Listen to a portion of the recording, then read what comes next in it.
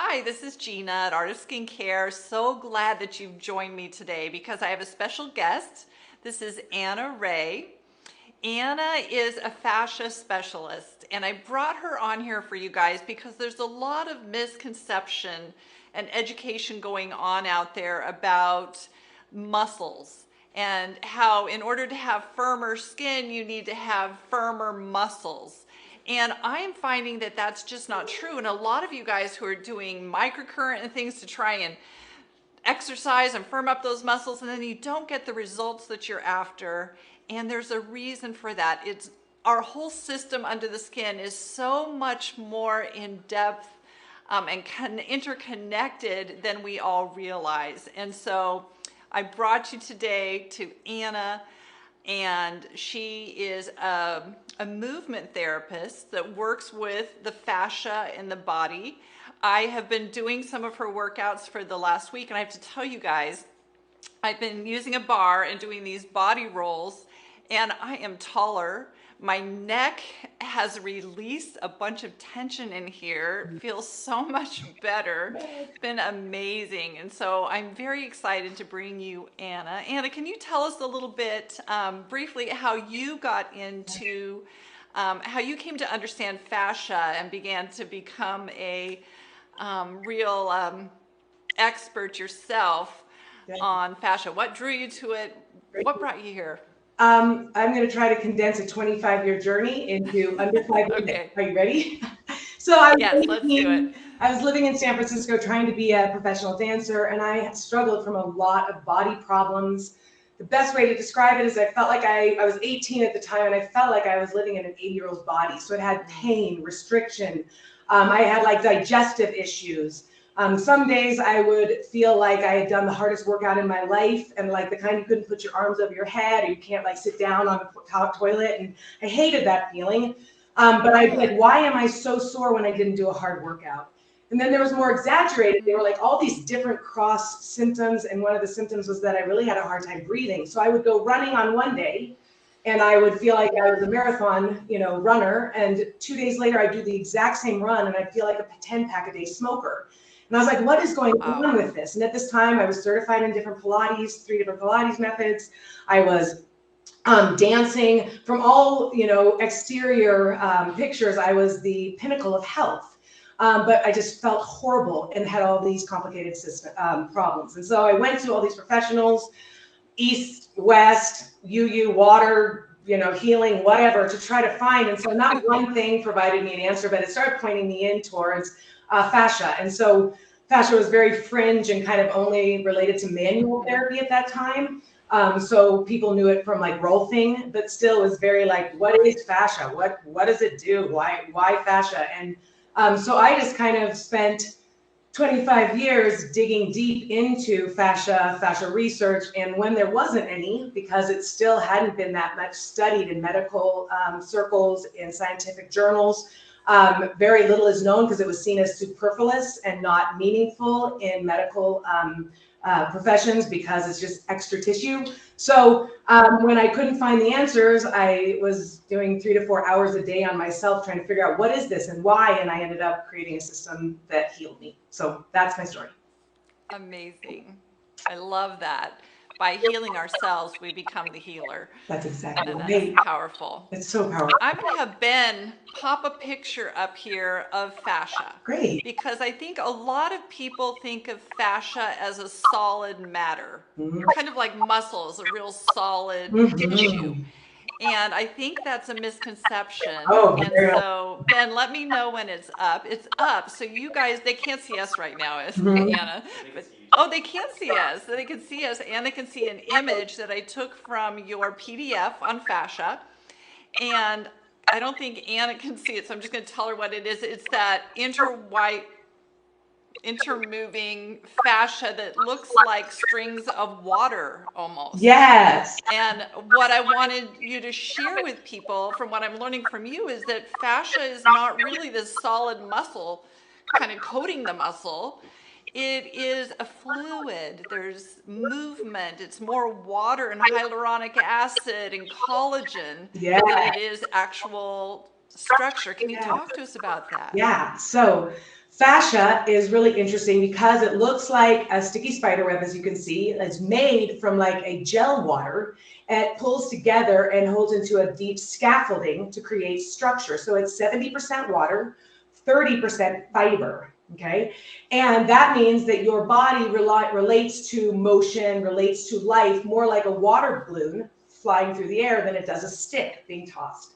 And Okay. so this changes a lot about how we interact with the body for body care, whether that's on our superficial layers of our skin, all the way down to the deep aspects of our guts and into our deep structures, into our cells even. And so fascia is kind of redefining how we picture the body, but also what sciences actually apply to the human body. So instead of going in through like solid mechanics, which is kind of the branch of physics that goes into like levers and pulleys and stuff, you go into fluid dynamics and seeing how motion and how cellular activity is happening and movement is happening on all levels of your physiology, from the base, levels of the cell and even mitochondria up into your full physiological well-being. So it's just changing our perspectives a lot.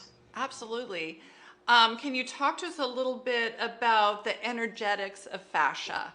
How Yeah. electricity from our heartbeat even runs through the body and how that's communicated through fascia and even the voltage that's run Yeah. through. Yeah. Really great questions. So basically, fascia is, let's just clarify really quickly. When we talk about fascia, it's a generic term for a type of tissue in the body. It's almost like saying my shirt is cotton. But fascia is a different material or a different fabric depending on where it's located in the body. So the fascia in your muscles, called myofascia, is kind of sturdy linen. And the fascia around your organs is more like silk or sateen, like smooth and glidey. So everywhere the fascia is found, it kind of reflects a different composition for the purpose that it serves. So fascia is important, but the thing that gives it its greatest importance is when you look at it through a whole system, not just a type of tissue, which is really isolated still. The connective tissue system comes complete with its own organs, the way that your digestive system has the stomach, colon, descending intestine, and puts all these systems together into a metabolic process. Fascia does the same thing. They're not massed organs, but they are layered organs, and they're kind of like layered and woven in and around and through, kind of like sedimentary lines would look on a piece of stone that's been there for a long time. It's not stone, shouldn't be stone, No, but it looks like. the fluid running through the stone, So sure. yes, the connective tissue system is a sonic system. It is a communication system. It's a detoxification system. It's a movement system. There's all these things that it does, but in its greatest capacity, fascia is your fiber optic smart grid. It's like the energetic metabolizer. So when you look at the human body, you have high voltage forces that come in through your daily activity of weight, load, mechanical loading. And then you have the internal physiological and psychological loading of the hormones and of the processes of the biochemistry of your body. And that high voltage and low voltage need to be able to work together. Every organ, every tissue, every cell has motion. And fascia is like this amazing conductor of this symphonic motion. It's why your heart can beat with energy and does not interrupt with the lungs. It's also why when you take movements and you do gross motor movements, you don't actually crush, pop, sprain your organs or your joints, or shouldn't be if the fascia is healthy. So when we look at it from the energetic smart grid, there's a metabolic process that happens in order for fascia to be healthy. And what we often do in our modern lives, whether it's through motion in our workouts or sedentary lifestyle, is that we end up interrupting the symphonic motion, because if you are doing one thing out here with your body in gross motor movements, it's directly affecting the limit of movement on the inside of the tissues and what that looks like. And so they have to work together, and fascia is that key ingredient, or the connective tissue system is responsible for that. I talk a lot about aging and stagnation.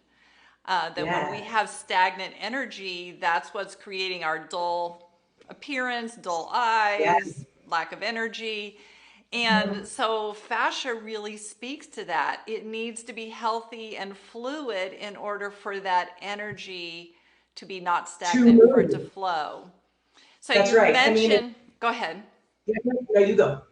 You I mentioned didn't interrupt. detoxification, and I am really fascinated to see how much fascia has to do with our lymphatic system and the Yeah. movement that happens in there. So if our lymphatics aren't moving and our fascia is stagnant, all of that leads to negative Back up. experience, right? Septic, Swelling. it's septic, and that leads to toxicity, and toxicity leads to disease on any level of physiology. So what you kind of want to picture is that lymph nodes are tiny little dots that lay inside of this gel, like it's almost like a jello, Uh-huh. 1950s jello. And you want to picture that there's fruit in this jello, but instead of the fruit, there's lymph, okay? Okay. And this jello is comprised of the ECM, extracellular matrix, and the fascial connective tissue. And so think of it kind of like this malaise, or this like soup of, it's not as soupy, but gel soup of these elements and fascia contraction. So one of the things that people need to know is, on a physiological level, fascia contracts just like a muscle. And we call it a fascia flux versus a muscle flex. Okay. Flex is like 10 pounds of power. It's like Right. super strong and obvious. Fascia is like 1.2 decibels of power, and it does that because it's working on all physiology. So if you've got it in your eyes and your fascia is flexing, you'd be like this. Okay. Yeah. So it's the fascia that actually pinches and compresses the lymph for activation. Most people don't make this very clear, important distinction in lymphatics. There's activation, which is I'm squeezing onto the node, and then there's circulation, how that fluid that comes out of the lymph is passed through the fibers, okay? So lymph fluid is not like contained like the blood is in vessels and tubes. It flows more openly through the actual body. And so when you push, the muscles then take the bigger, like the fascia activates, and then the muscles take the bigger action and start being able to create movement.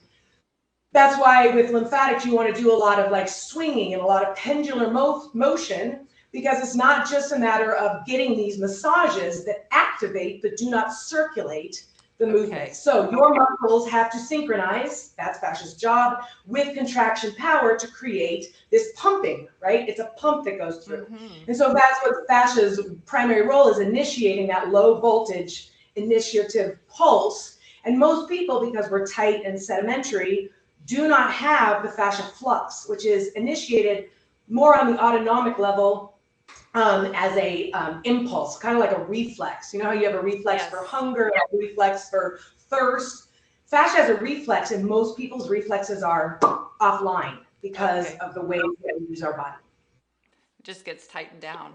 So I can hear the question from the audience out there, well, what does this have to do with my skin? And I think that what many people don't realize is that it's the lymphatic system and the fascia system is where the hyaluronic acid is that hydrates us. It's where the fibroblasts are that create new cells. It's where your collagen is manufactured.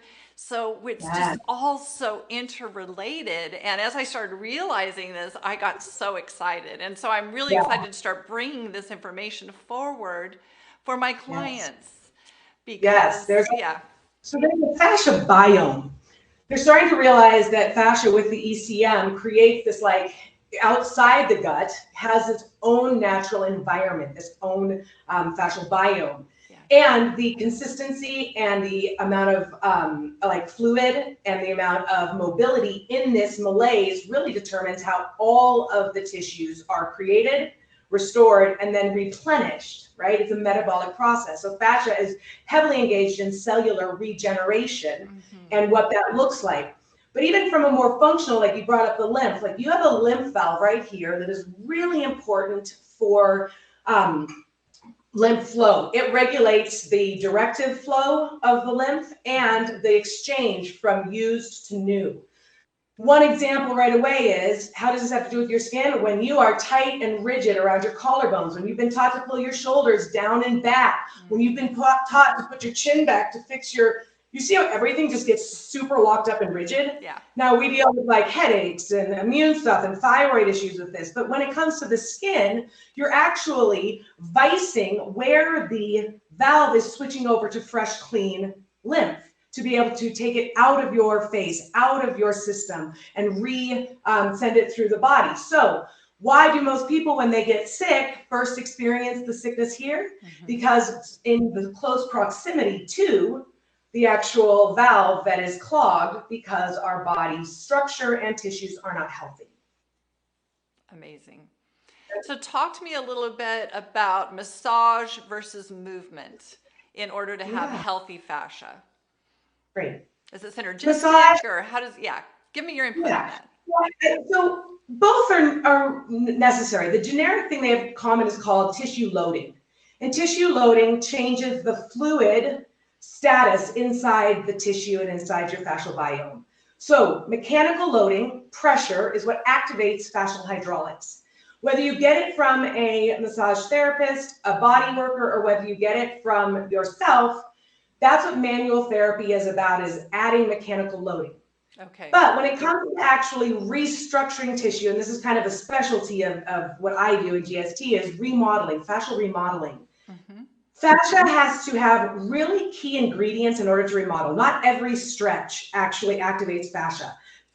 Does not activate fibroblast production. Does not do these really structural things. So a lot of things that we do, think about it like, I'm going to go in and put a new coat of paint in my house. Yeah. But what fascia people love is, I'm going to knock down this wall and I'm going to reroute it over here and I'm going to rebuild you over here. And it's a much more like, if you have healthy, more dramatic stress things in your body, or you have healing that you're needing to do, that's the kind of work. But mechanical, so that's the mechanical load, is that when you want to remodel, you have to apply a lot more pressure, a lot more repetition over a longer period of time. That gets really expensive if someone's doing it for you, right? If a massage therapist.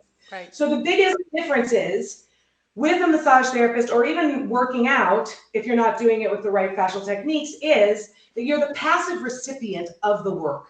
And in order to really change, you have to neurologically program your body to see things differently, to create physiological motion differently, and tell the cells, trigger the cells to do this. And massage alone is not capable of that side of it. Okay. So you can get hydration, you can get good blood flow, you can get good relaxation. But if you want to restructure your face and lift it off your chest, no amount of massage is going to give that to you. You actually have to go in and restructure your chest and the way that your lungs expand into the area. You have to be able to change the way your cervical spine is shaped, because the cervical spine greatly affects the type of lift and tonality that you have up underneath your neck. So fascia is regulating how muscles go. So I like all the face yoga stuff that's out there. They've got great muscle activity. Yeah. But a lot of the time, you're not actually giving the correct stimulation to regulate the master system, right? Fascia is the master system of these things rather than that. So that's how you want to be don't want to be the passive recipient of body change, because it doesn't stay. You want it sustainable, lifelong changes. I wanted to age well. I didn't want something I had to do almost every day. Yeah. So we here at Art of Skincare, a lot of us use an Anma, which we use to massage, gives that nice massage to the fascia. And we also do some microcurrent waveform that actually interacts with the fascia. But what we're missing is your element of that movement. And so if you could share with us how movement can change the way our neck looks, how can that affect our facial structure and the tensions in our face? How do you work with somebody on that level? Yes, of course. So skin is always the shower. You know this from nutrition, that skin shows what you've eaten, right? So everything that's really important about the skin is happening much deeper, less on the superficial. The skin is such a great protector of all things that getting even, penetration of our products in is really kind of a challenge for the skin to absorb. And so the same thing is true for fascia. If you want to change your skin, you go to the source rather than the symptom. You go to structure. And there's this concept called biotensegrity. A tensegrity structure is a architectural design that is built where it is multidimensional and where weight and structure is supported by the connections of the levers that float in space. If you can kind of picture like the Golden Gate Bridge is a helpful one, a geodesic dome is another picture of tensegrity. And so fascia is based on tensegrity. And so it's a three-dimensional, you want to start seeing your faces up more like tubes. I had all my tools and I forgot to bring them. You know those Chinese finger toys? It's kind of a nice way to kind of think about fascia. They are like a woven tube, and you put your fingers in and then you pull. And like I use that for a lot of different examples. But when it comes to face, I got to keep going back to the face because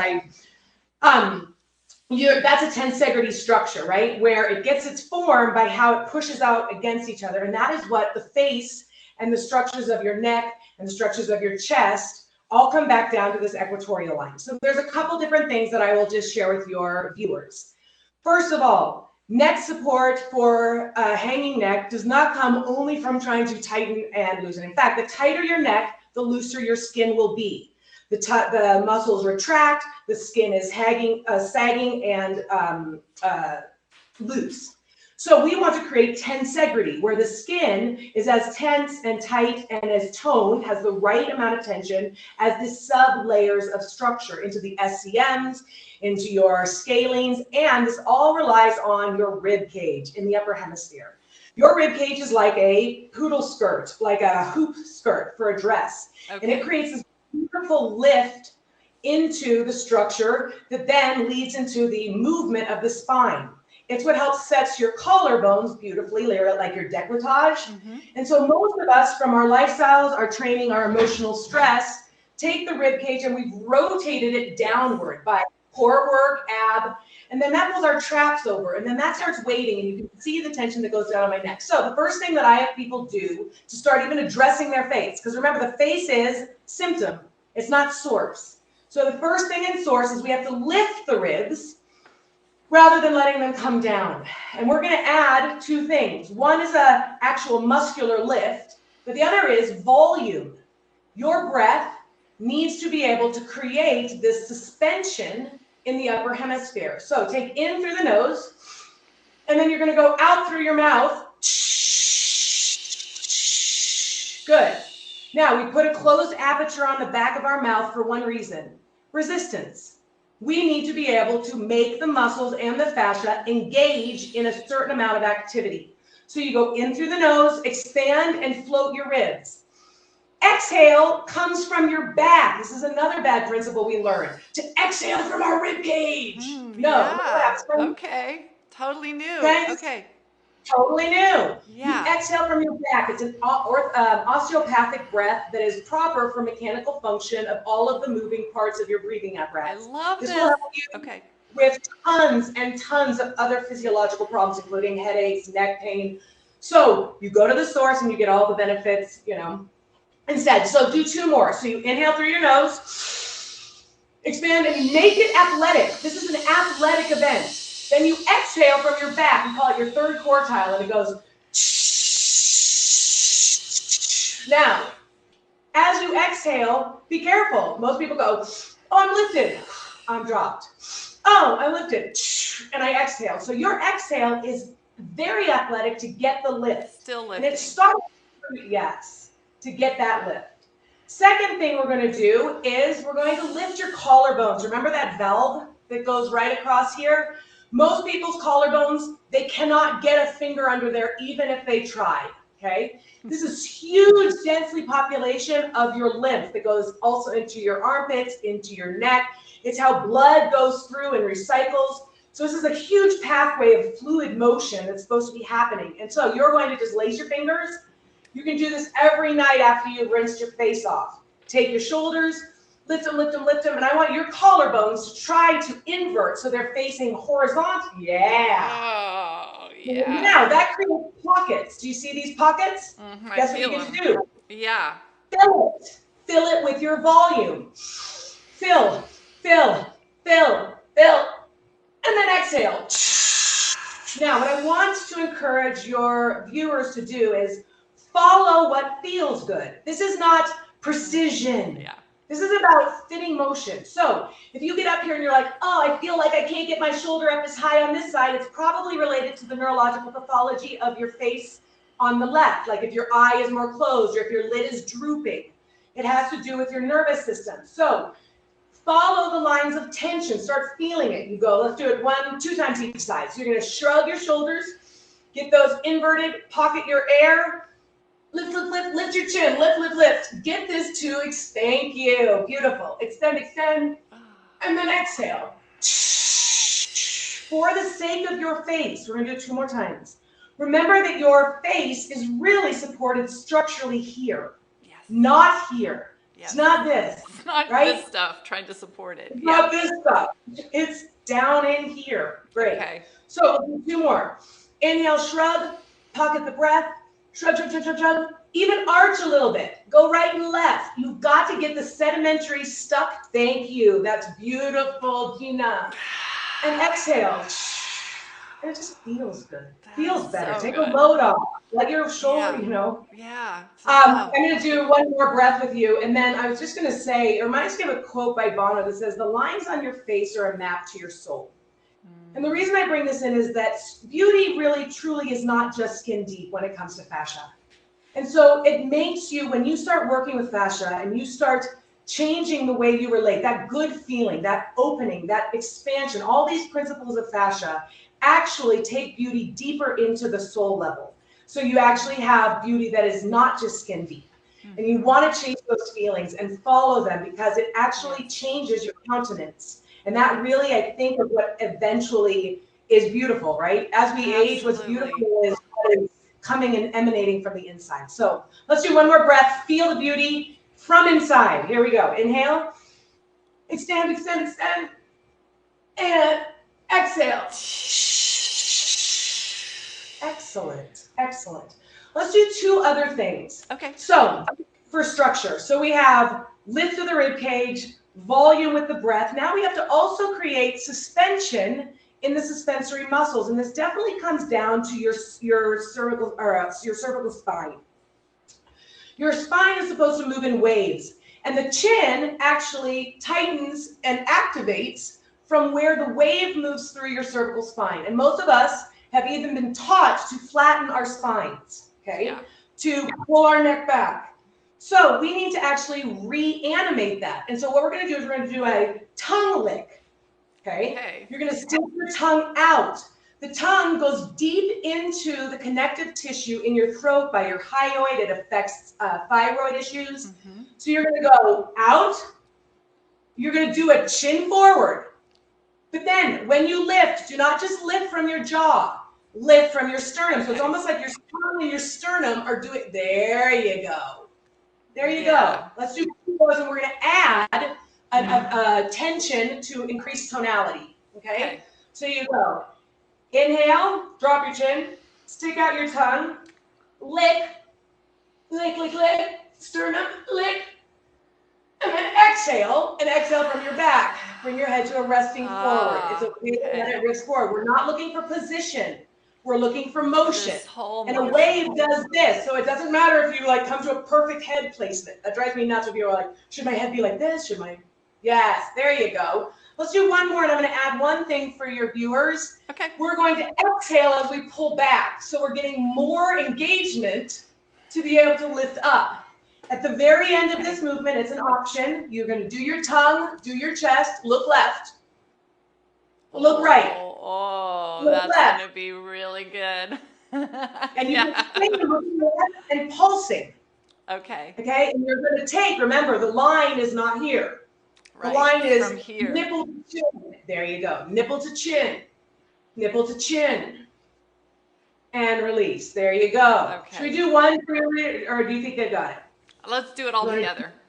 Let's do it all together. Here we go. So place your fingers behind you. Inhale, drop your chin.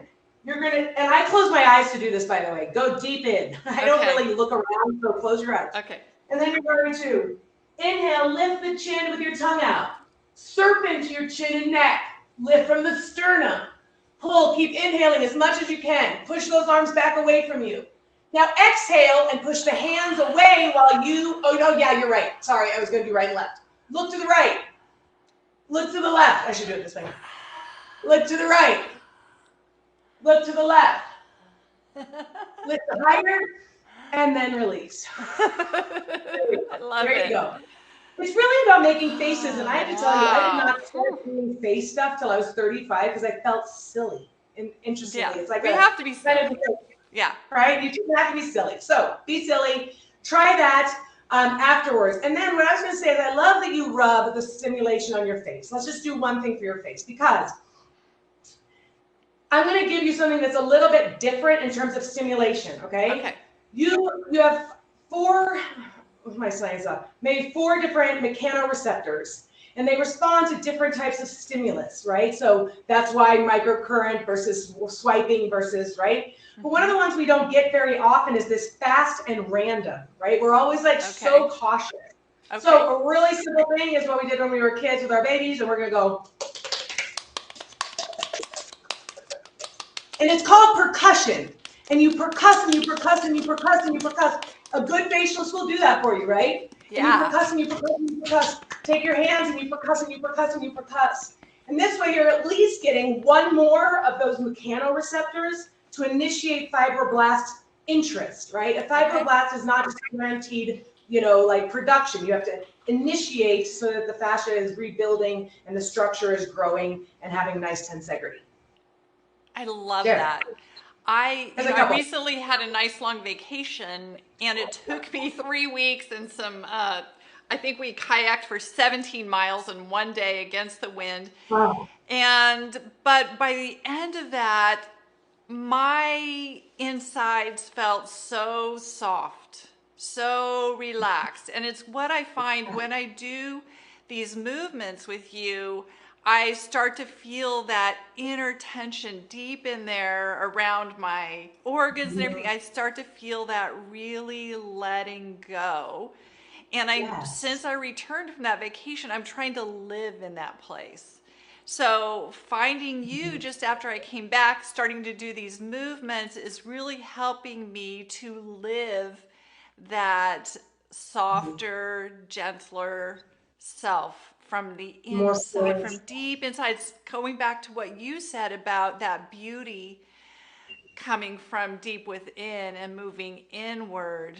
And then it creates this peace inside of us that rises up and outward. And it's not just in our skin and our eyes, but in our interactions and our movements and our relationships. That's so right. beautiful. It's how we engage the world.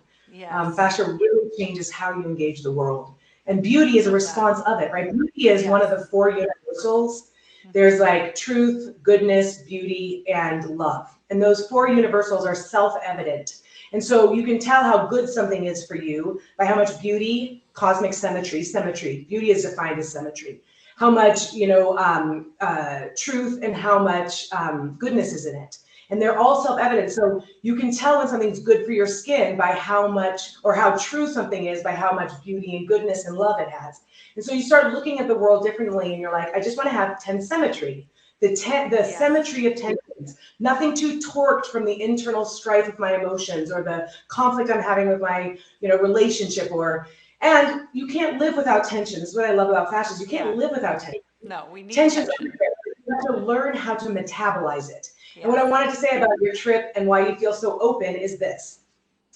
Fascia says that motion is the process of letting go and metabolizing out. It's the eliminating of static, septic things from inside of us. And most of our lives are geared towards, bringing things in and consuming and holding and fighting. Getting stuff done. Right. Yeah. The generating step, generating how good we can perform and produce and be perfect. And Fascia's like, let it go. Just let it go. And if you let it go, then beauty is the response of a thing that has great tensegrity and is in right relationship to other things. I just love that word, tensegrity. Isn't it beautiful? I love that. I'm going to be using that word a lot, tensegrity. It's great. It was coined by Buckheimer Fuller. He was an architect in the 70s. Okay. And then it was readopted by another medical doctor. I don't have the name on me right now, for Biotensegrity, because they started seeing it everywhere. So use it. It's great. I also use a term called tensemetry, which is, rather than tensegrity. and they're a little bit different, but use them because they actually words carry vibration, right? And They will do. eventually be They able to do. understand it better I if love you use it. it. I want to open up to questions. I know we're going to have questions, but first I want to just talk a little bit about how we can work with you. I have signed up on your website you have regular videos, so you can do it at your own time following those videos.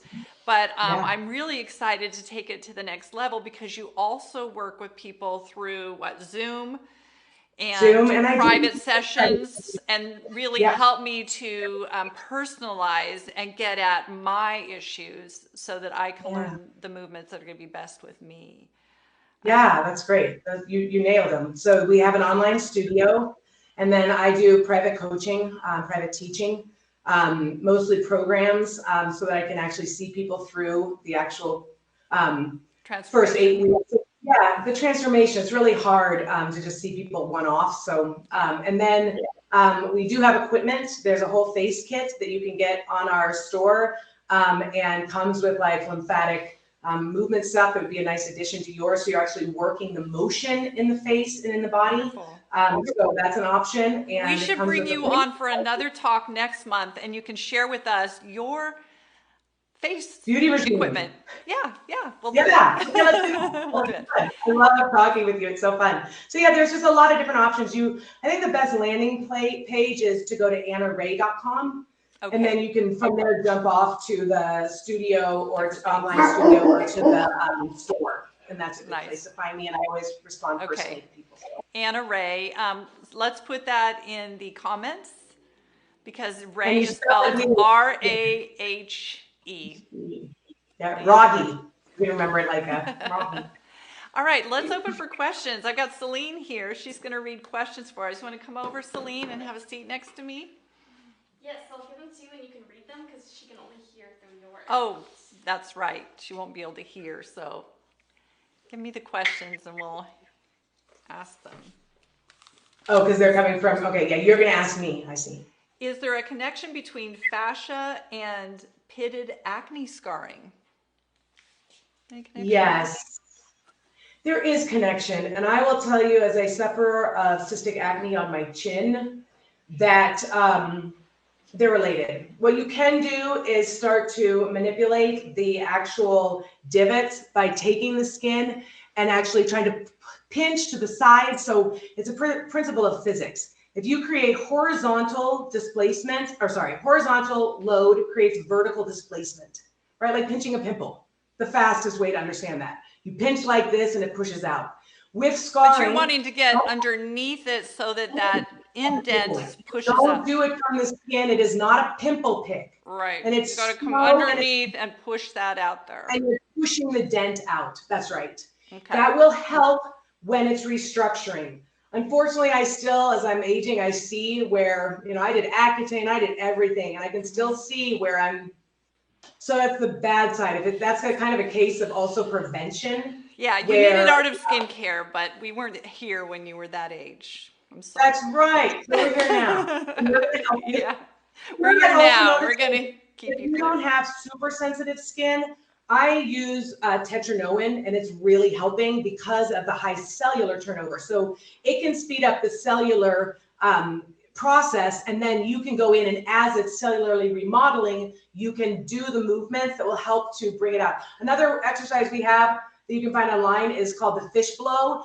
None of our faces ever kind of come off of none of our skin ever comes off of our face in a three-dimensional structure. It's one dimension that fascia wants to stretch in. So you can actually do these exercises where you're blowing and you try to get air up into the zygomatic bone and down into these corners where you almost feel stretch underneath your teeth and your jaw. So I do this around my thing, and then I let the air go in and fill the nooks and crannies. And that's another way for the brain, like we talked about, permanent solutions need to be neurologically based.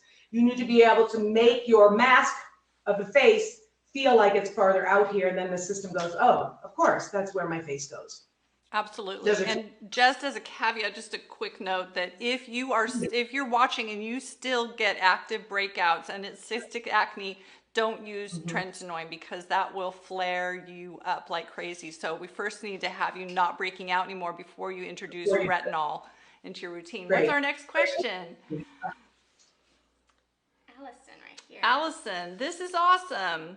Can doing these exercises fix jowls or a double chin? Yeah, yes, but there's a couple different causes of those. Okay, so the things we did today, even just like talking about how you're going to create this kind of like flow, openness, structural lift will ease the tension that's pulling down and creating these kinds of heaviness in the tissues.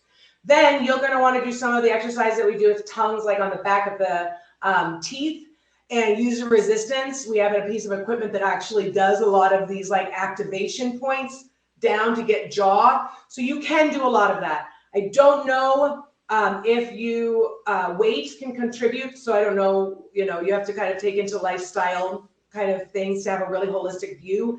Fascia is magic, but it's not mystical. So it actually follows laws of physics and stuff. So you want to be able to just make sure that you're eating healthy and being able to also make sure that that's part of it. But there's also genetics. And my aunt has it genetically. And she's like, if there's only one thing I would do, it'd be plastic. I know we don't promote that. But so I just want to, the worst thing for me was having unrealistic expectations. So take care of your skin. Do some of the exercises. We do have exercises to tone, to lift, to support it.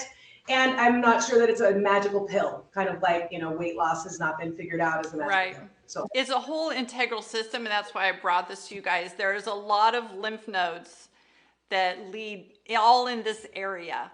And if your lymph is stagnant and it's backing up, you're going to have more swelling here. And that's when you're going to see this drooping going on in this area. And so a big part of getting your neck and your chin and everything to its optimal best is really taking a multi-pronged approach and being able to address lymphatic movement and fascia movement, inner health, exercise, balancing our posture and doing these movements that realign the fascia, all of it. It's really a multi-pronged approach. And what Anna's saying is true. Not everybody's going to get this perfect, just chiseled jaw because there are also genetics involved in it. But we can all work towards our best and having the healthiest skin and the least amount of lymphatic buildup and stuff so that our skin can be radiant and really be at its best. And I think that's what it's all about, not trying to have Barbie. Well, and this is what I tell my clients. I'm like, I can really radically change your body, but I can't change your eyes. I can't change what you see. Yeah. And so some of the deep work for beauty is, strive and also accept the allowance of like, I love this. This is who I am at my best, and this is what I want to show the world rather than I'm never going to have this and it's never like this. And so I think that, start changing your eyes when you start changing your skin, and you'll start to see so much more beauty within.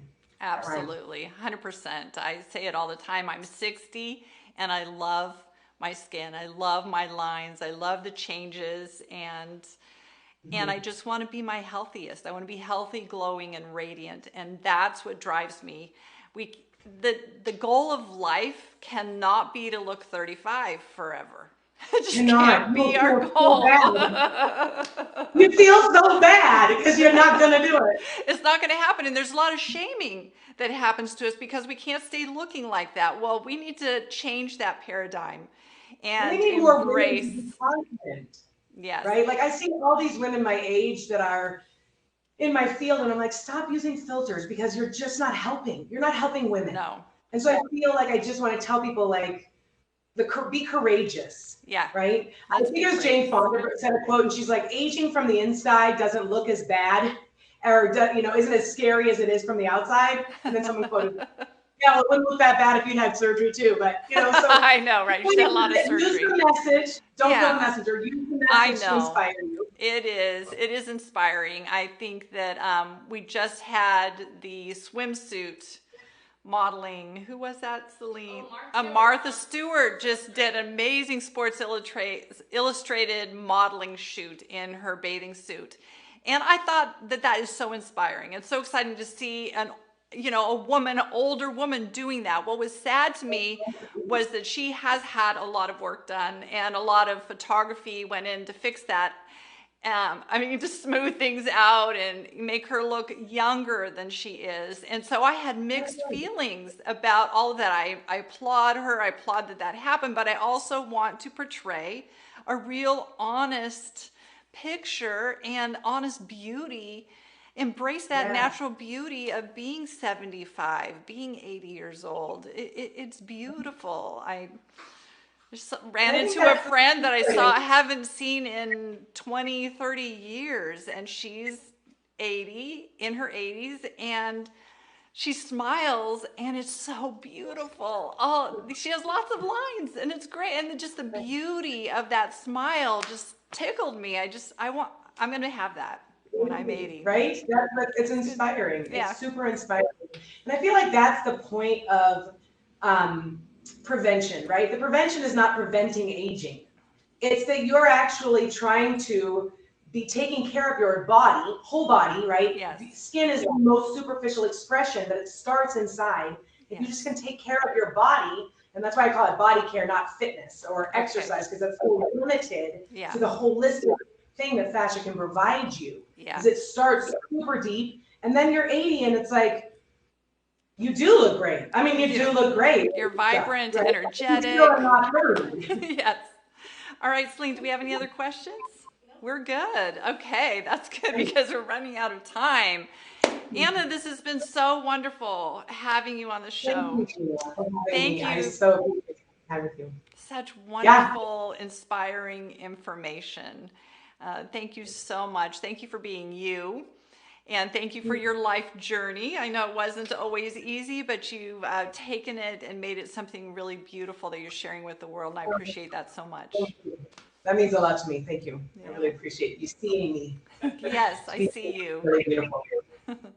Thank you. Thanks so much. Have a wonderful day. Thank you, everyone, for joining us.